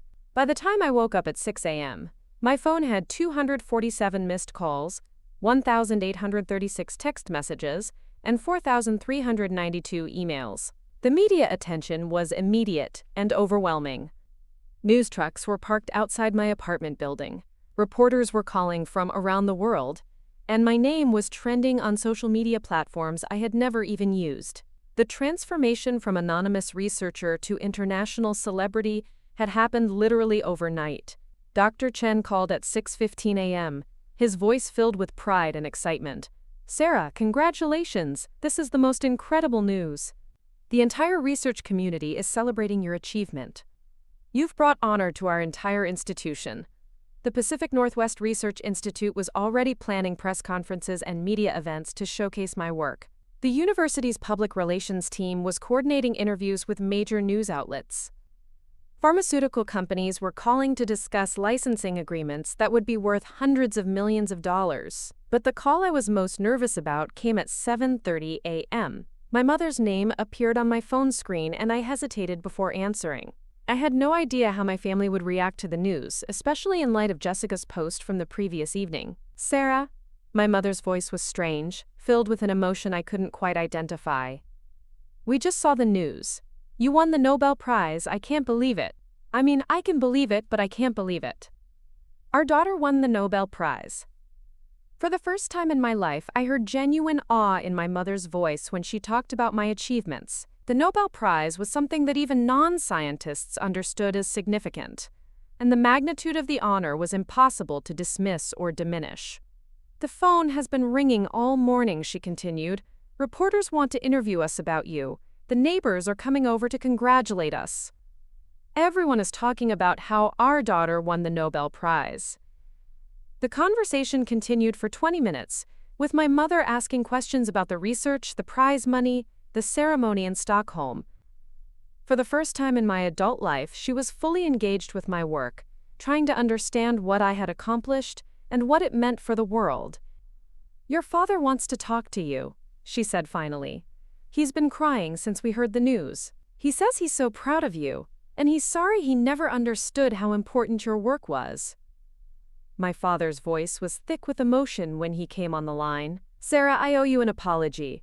I never understood what you were doing, never appreciated how significant your work was. I thought you were just studying in school for a really long time. I didn't realize you were saving lives, changing the world." The conversation was healing in ways I hadn't expected. My parents were finally seeing me, finally understanding what I had been working toward all these years. The Nobel Prize had given them a framework for comprehending my achievements, a way to understand that their daughter had accomplished something truly extraordinary. "What about Jessica?" I asked, curious about how my sister was handling the news. She's having a hard time," my mother admitted. "She deleted her Instagram post from yesterday. She's been crying all morning. She knows how bad the timing looks, what she said about you right before this news came out." The irony of the situation was not lost on anyone. Jessica's public dismissal of me as nothing special had been posted just hours before I won the highest honor in science. The timing made her words seem not just wrong but almost prophetically backwards. "She wants to call you," my father said. "She wants to apologize and congratulate you. She feels terrible about what she posted." "I'll talk to her," I said, though I wasn't sure I was ready for that conversation. "But maybe later. Today is pretty overwhelming." The rest of the day passed in a blur of interviews, photographs, and congratulations. The Nobel Prize had transformed me from an anonymous researcher into a global celebrity overnight. My work was being discussed on news programs around the world, and my name was being mentioned alongside the greatest scientists in history. But the moment that meant the most came that evening, when Jessica finally called. Her voice was small and broken, filled with regret and shame that I had never heard from her before. "Sarah, I'm so sorry," she said, and I could hear that she was crying. "I'm sorry for the post. I'm sorry for everything I've said about your work. I'm sorry for being such a terrible sister. I had no idea what you were doing, how important it was. I was jealous and petty and cruel, and I'm so ashamed." The conversation that followed was the most honest discussion Jessica and I had ever had. She admitted that she had always felt threatened by my achievements, that she had dismissed my work because she couldn't understand it, and that she had been trying to diminish me because she felt so insecure about her own accomplishments. "I spent my whole life being the pretty sister, the social sister, the one who got attention for being charming and fun," she said. "But you were changing the world, and I was just taking pictures of smoothie bowls. I couldn't handle the comparison, so I convinced myself that what you were doing wasn't important." "Jessica, what you do is important too," I said, surprised to find that I meant it. "You bring joy to people's lives, you inspire them to take care of themselves, you create content that makes people happy. That has value.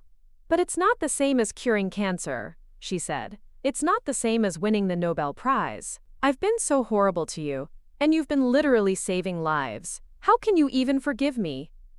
The forgiveness came easier than I expected.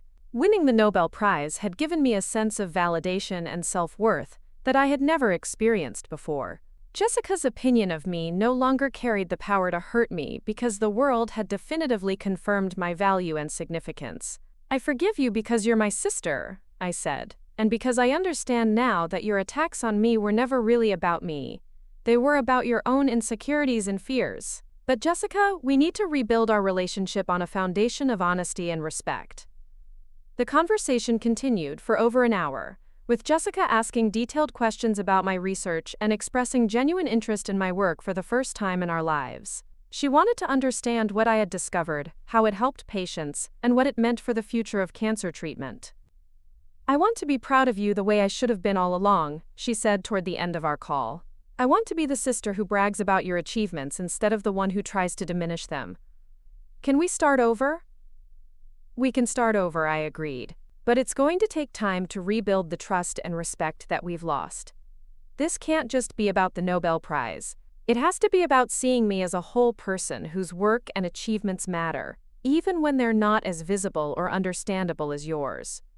The weeks that followed brought changes that transformed not just my career but my entire life. The Nobel Prize had made me a global figure, someone whose opinion was sought on scientific policy, medical ethics, and the future of cancer treatment. I was invited to speak at conferences around the world, to advise governments on healthcare policy, and to collaborate with researchers on projects that could benefit millions of people. But the change that mattered most was in my relationship with my family. My parents began making genuine efforts to understand my work, attending lectures I gave and asking thoughtful questions about my research.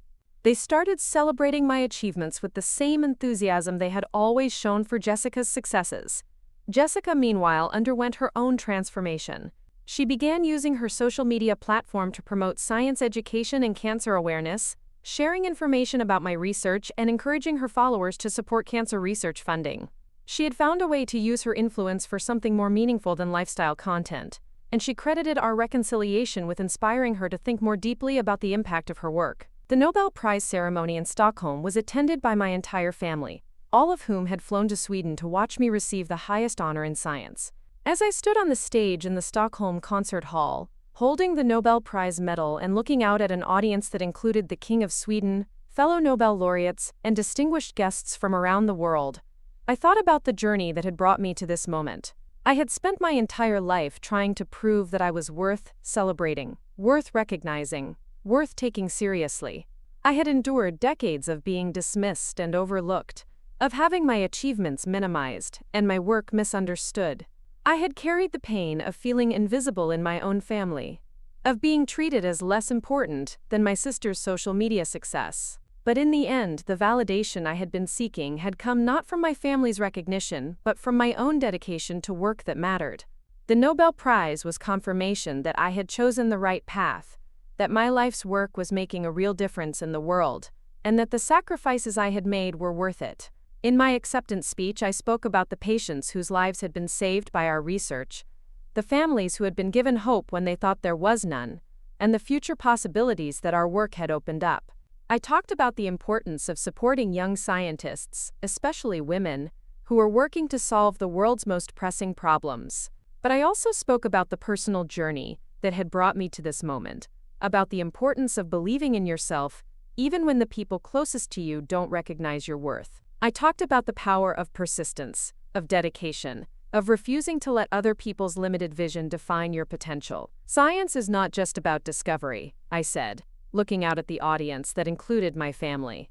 It's about believing that your work matters, that your contribution to human knowledge and human welfare is valuable, even when that value is not immediately visible or understood.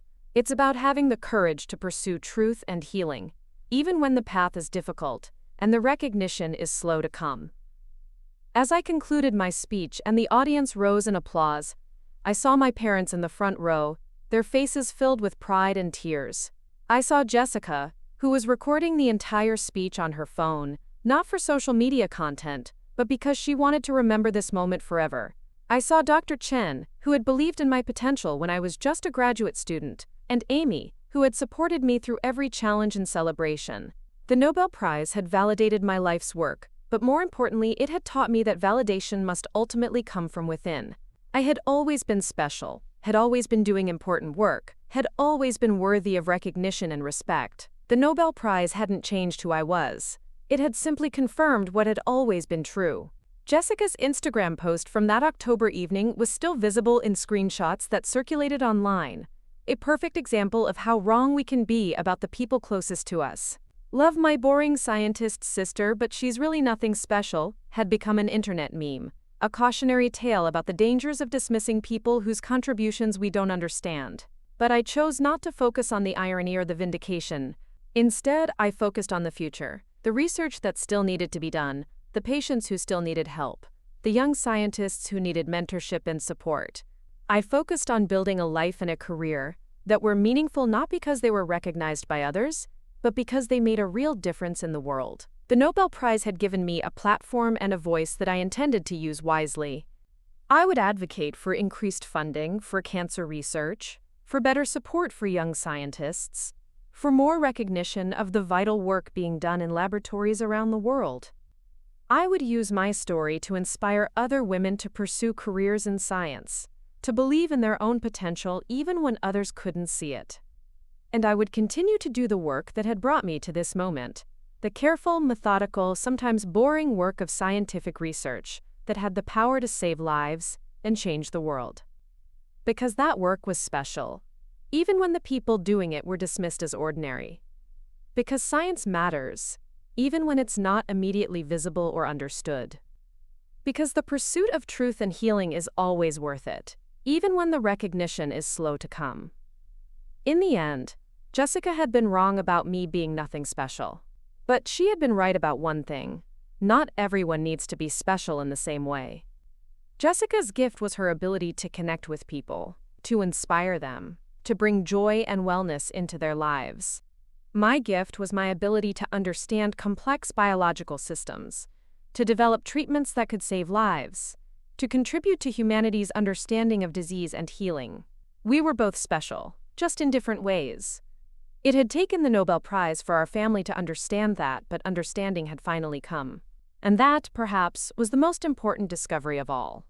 6 months after the Nobel Prize ceremony in Stockholm, I stood in the brand new Sarah Mitchell Center for Cancer Research, watching construction workers put the finishing touches on what would become one of the most advanced medical research facilities in the world. The center, funded by a combination of Nobel Prize money, pharmaceutical partnerships, and government grants, represented everything I had dreamed of accomplishing when I first began my research career. The irony wasn't lost on me that Jessica, who had once dismissed my work as boring and unimportant, was now documenting every detail of the center's construction for a documentary series about groundbreaking science. Her transformation from lifestyle influencer to science advocate had been as dramatic as my own journey, from overlooked researcher to Nobel laureate, and watching her interview patients whose lives had been saved by our treatments filled me with a pride I had never expected to feel about my sister's work. Dr. Mitchell, we're ready for the final walkthrough, called Marcus Webb, the project manager who had been overseeing construction for the past 8 months. The building was magnificent, with state-of-the-art laboratories, patient consultation rooms designed for comfort and privacy, and collaborative spaces where researchers from around the world could work together on the next generation of cancer treatments. As I toured the facility that bore my name, I thought about how dramatically my life had changed since that evening in October, when Jessica's cruel Instagram post had arrived just hours before the Nobel Committee's call. The contrast between that moment of family dismissal and this celebration of scientific achievement seemed almost surreal, like scenes from two completely different lives. The patient wing was particularly meaningful to me because it represented the human side of scientific research that sometimes gets lost in technical papers and laboratory data. Here, children with aggressive cancers would receive personalized CAR-T-cell treatments designed specifically for their unique disease profiles. Adults who had been told their cases were hopeless would find new reasons to plan for the future. Families who had prepared for loss would instead celebrate recovery. Dr. Elena Rodriguez, who had become my closest collaborator and the center's co-director, joined me as I examined the new equipment that would allow us to manufacture CAR-T cells with unprecedented precision and efficiency. Elena had been with me since my graduate school days, and her expertise in immunology had been crucial to developing the personalized approaches that had revolutionized cancer treatment. "Sarah, I still can't believe this is real," Elena said, running her hand along one of the new bioreactors that would be used to grow modified immune cells. 5 years ago, we were working in that cramped lab with equipment that belonged in a museum. Now we have facilities that rival anything in the world. The transformation had been rapid and overwhelming. Within weeks of winning the Nobel Prize, I had been approached by research institutions, pharmaceutical companies, and government agencies, offering resources and partnerships that would have been unimaginable just months before. The recognition had opened doors that had been completely closed to me as an anonymous postdoctoral researcher. But the most significant change had been in my relationship with my family. My parents, who had spent decades failing to understand or appreciate my work, had become my most enthusiastic supporters. They attended every lecture I gave, read every article written about my research, and proudly shared news of my achievements with anyone who would listen. The shift had been particularly pronounced with my father, who had taken early retirement from his position as a high school principal to become what he called my unofficial publicist. He had started a blog about science education, written from the perspective of a parent who had failed to recognize his daughter's genius until it was acknowledged by the Nobel Committee. His writing was honest about his mistakes and passionate about the importance of supporting young scientists, especially women who were pursuing careers in STEM fields. "I spent 30 years as an educator," he had written in his most popular blog post, "but I failed to educate myself about the most important work being done by the person closest to me. I let my daughter's achievements go unrecognized and uncelebrated because I couldn't understand their significance. I won't make that mistake again, and I hope other parents can learn from my failures." My mother had undergone her own transformation, becoming an advocate for cancer research funding and patient support services. She had started volunteering at the local cancer center, working with families who were navigating treatment decisions and helping them understand the options available through research programs like ours. Her natural empathy and communication skills, which had always been directed toward Jessica's social media career, were now focused on supporting people facing the most difficult challenges of their lives. "I finally understand what Sarah has been working toward all these years," she had told a reporter from the local newspaper. "She wasn't just studying cancer, she was figuring out how to cure it. She wasn't just writing papers, she was saving lives. I'm ashamed that it took the Nobel Prize for me to see what should have been obvious all along." But the most dramatic transformation had been Jessica's evolution from someone who actively dismissed scientific achievement to someone who used her platform to promote scientific literacy and research funding. The viral nature of her Nothing Special post, combined with the Nobel Prize announcement just hours later, had created a teachable moment that she embraced rather than running from. Instead of deleting her social media presence or trying to distance herself from the embarrassing timing, Jessica had used her experience as a catalyst for completely reimagining her content and her purpose. She had publicly apologized for her dismissive attitude toward science and had committed to using her influence to support research and education. Her documentary series, The Science Sisters, had become one of the most popular science education programs on social media, reaching millions of people who had never been exposed to serious discussion of medical research. Jessica's gift for making complex topics accessible and engaging had found its perfect application in helping ordinary people understand the extraordinary work being done in laboratories around the world. I spent years creating content about skincare routines and wellness trends, Jessica had explained in the first episode of her series. But my sister was creating treatments that could save millions of lives, and I was too ignorant and jealous to see it. I want to use my platform now to help other people avoid my mistakes, to understand that science isn't boring or irrelevant, it's the most important work being done in the world. The series had featured interviews with researchers, patients, and families affected by cancer, always presented with Jessica's characteristic warmth and authenticity, but now directed toward genuinely meaningful content. Her followers, many of whom had never thought seriously about scientific research, were learning about immunotherapy, clinical trials, and the process of drug development through Jessica's accessible and engaging storytelling. The collaboration between us had healed our relationship in ways I had never thought possible. Jessica's ability to communicate with people who found scientific language intimidating had become an invaluable complement to my technical expertise. Together, we were reaching audiences that neither of us could have engaged independently, bridging the gap between complex research and public understanding. Our joint appearances at conferences and fundraising events had become particularly powerful, with Jessica providing the relatable human perspective that helped audiences connect emotionally with the science I presented. Her transformation from someone who had publicly dismissed me as nothing special to someone who was my most effective advocate created a narrative that resonated with people who had their own experiences of family misunderstanding and eventual reconciliation. "Sarah and I represent something that happens in a lot of families," Jessica had said during a recent conference presentation. "One person is doing work that seems abstract or incomprehensible to others, and instead of trying to understand it, the family dismisses it as unimportant. We almost lost our relationship because I couldn't see past my own insecurities to recognize what my sister was accomplishing. But we've learned that different kinds of intelligence and different kinds of contribution can work together to create something more powerful than either could achieve alone." The financial impact of the Nobel Prize had been substantial, but the real value had been in the doors it opened for expanding research and developing new treatments. The prize money itself had been donated to establish fellowships for young researchers from underrepresented backgrounds, ensuring that the next generation of scientists would have the support that I had often lacked during my early career. More significant were the partnerships and licensing agreements that had flowed from the recognition. Major pharmaceutical companies were now funding research programs based on our CAR T-cell innovations, accelerating the development of treatments that could help patients around the world.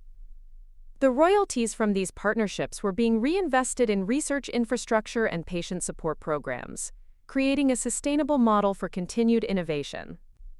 The Sarah Mitchell Foundation, established with proceeds from licensing agreements, had already funded research projects at 30 universities worldwide and provided direct support to over 500 families dealing with cancer treatment costs.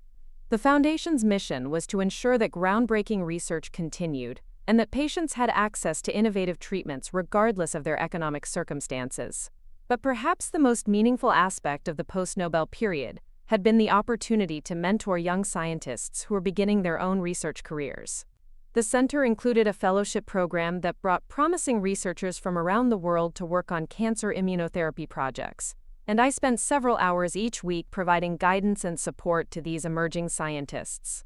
Many of the fellows were women who had faced challenges similar to those I had experienced, and I was determined to provide them with the encouragement and recognition that had been missing from my own early career. I wanted them to know that their work mattered, that their contributions were valuable, and that they didn't need to wait for external validation to understand their own worth. "Dr. Mitchell, you've given me something I never had before," Dr. Maria Gonzalez, one of our newest fellows, had told me recently, "You've shown me that it's possible to be a serious scientist and also to be recognized and celebrated for that work. When I was growing up, I thought I had to choose between being smart and being valued. You've proven that I can be both." These conversations reminded me daily of why the recognition had been so important, not just for my own validation, but for what it represented about the value of scientific work and the potential for young people, especially women, to see themselves reflected in stories of scientific achievement. The media attention had gradually shifted from the personal drama of Jessica's poorly timed Instagram post to the broader implications of my research and its potential to revolutionize cancer treatment. Major news outlets regularly featured updates on clinical trials, new applications of CAR T-cell therapy, and the expanding network of research collaborations that had grown from our initial discoveries. The international scientific community had embraced not just the research itself, but the story of how it had developed, seeing it as an example of how individual dedication and institutional support could combine to produce world-changing discoveries. I had been invited to speak at research institutions on every continent, sharing both the technical details of our work and the personal journey that had led to these breakthroughs. But I had also been careful to maintain focus on the research itself, rather than getting lost in the celebrity aspects of Nobel Prize recognition. The ultimate goal had always been to help patients, and every decision about how to use the platform and resources that came with the prize was evaluated against that standard. The patient stories continued to be the most compelling evidence of why this work mattered. In the months since the prize announcement, I had received hundreds of letters from people whose lives had been saved by CAR T-cell treatments based on our research protocols.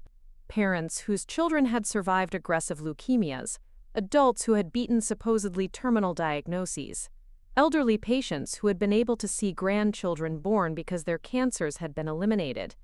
Each story reinforced my conviction that the years of struggle, the family dismissal, and the professional challenges had all been worthwhile. The boring scientist's sister, who was nothing special, had developed treatments that were giving people back their lives, their futures, their time with loved ones. As I completed the final walkthrough of the new research center, I thought about the young woman who had defended her dissertation just a few years ago to an audience that included her indifferent parents. That woman had been brilliant and dedicated, but she had also been invisible to the people whose recognition she craved most. She had achieved extraordinary things while feeling fundamentally unseen and unvalued by her own family. The Nobel Prize had changed that dynamic completely, but more importantly, it had taught me that external validation, while meaningful, could never be the foundation of self-worth or professional satisfaction. The work itself had to be enough. The knowledge that you were contributing something valuable to the world had to sustain you through periods of indifference and misunderstanding. The center would officially open in 2 weeks, with a ceremony attended by patients, researchers, government officials, and family members, who had traveled from around the world to celebrate this new chapter in cancer research. Jessica would be there with her camera crew, documenting the event for her series and helping to translate the significance of the moment for audiences who might not otherwise understand the importance of scientific research infrastructure. My parents would be there too, no longer struggling to comprehend what their daughter had accomplished, but now serving as advocates for science education and research funding. They had become living examples of how families could learn to recognize and celebrate achievements that initially seemed abstract or incomprehensible. The opening ceremony would also feature remarks from patients whose lives had been saved by our treatments, researchers who had been inspired by our work to pursue their own innovations, and young scientists who saw our story as proof that dedication and perseverance could lead to recognition and impact. But the most meaningful moment would be the quiet hours after the ceremony, when the media attention died down and the real work of the center could begin. In those laboratories, the next generation of cancer treatments would be developed. In those patient consultation rooms, families would receive hope when they thought there was none left. In those collaborative spaces, researchers would share ideas that could save millions of lives. That work would happen whether or not anyone was paying attention, whether or not it received recognition, whether or not families understood its importance. It would happen because it mattered, because it made a difference, because it represented the best of human intelligence and compassion applied to the most pressing challenges of our time. Jessica's Instagram post would always be part of our family's story, a reminder of how wrong we can be about the people closest to us and how important it is to recognize value even when we don't fully understand it. But that post had also become something more positive, a teachable moment about the dangers of dismissing work we don't comprehend, and the importance of supporting people who are pursuing paths that seem different from our own. The story that had begun with family dismissal and public humiliation had become a story about recognition, reconciliation, and the power of science to change lives.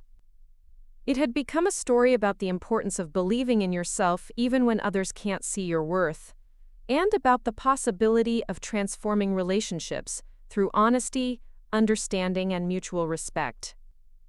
Most importantly, it had become a story about the continuing work of science, the ongoing effort to understand disease and develop treatments, the daily dedication of researchers around the world who were working to solve problems that affected millions of people. That work would continue long after the Nobel Prize ceremony was forgotten, long after the media attention faded, long after the personal drama of family relationships was resolved. Because in the end, the work itself was what mattered. The boring, methodical, sometimes tedious work of scientific research that had the power to save lives and change the world. That work was special, even when the people doing it were dismissed as ordinary. That work was important, even when it wasn't immediately visible or understood. That work was worth a lifetime of dedication, even when the recognition was slow to come. And now, with the resources and platform that came with Nobel recognition, that work could continue on a scale that had previously been unimaginable. The Sarah Mitchell Center would become a place where the next generation of breakthrough discoveries would be made, where young scientists would be supported and encouraged, where patients would find hope and healing. Jessica had been wrong about me being nothing special, but she had been right about something else. Not everyone needed to shine in the same way. Some people were meant to be in the spotlight, using their charisma and communication skills to inspire and influence others. Some people were meant to work behind the scenes, using their intelligence and dedication to solve problems and advance human knowledge. Both kinds of contribution were valuable, both kinds of work were important, both kinds of people were special in their own ways. It had taken the Nobel Prize for our family to understand that, but understanding had finally come. And with that understanding had come a new appreciation for the different ways that people could make a difference in the world. The future stretched ahead with possibilities that had seemed impossible just a year ago. New treatments to develop, new researchers to mentor, new patients to help. The work that had brought me to this point would continue, but now with the resources and recognition that would allow it to have an even greater impact. Jessica's dismissive post about her boring scientist sister had become an internet meme, a cautionary tale about the dangers of underestimating people whose contributions we don't immediately understand. But for our family, it had become something more meaningful, a reminder of how far we had come, how much we had learned, and how powerful it could be when different kinds of talents work together toward common goals. The Nobel Prize had validated my life's work, but more importantly, it had taught me that the validation had been there all along in the patients who were alive because of our treatments, in the young scientists who were inspired by our discoveries, in the knowledge that we were contributing something valuable to the sum of human understanding and human welfare. That was what made the work special, not the recognition that sometimes came with it. That was what made it worthwhile, not the awards or the attention, but the knowledge that it mattered, that it made a difference, that it represented the best of what human intelligence and dedication could accomplish when directed toward helping others. Up next, you've got two more standout stories right on your screen. If this one hit the mark, you won't want to pass these up. Just click and check them out.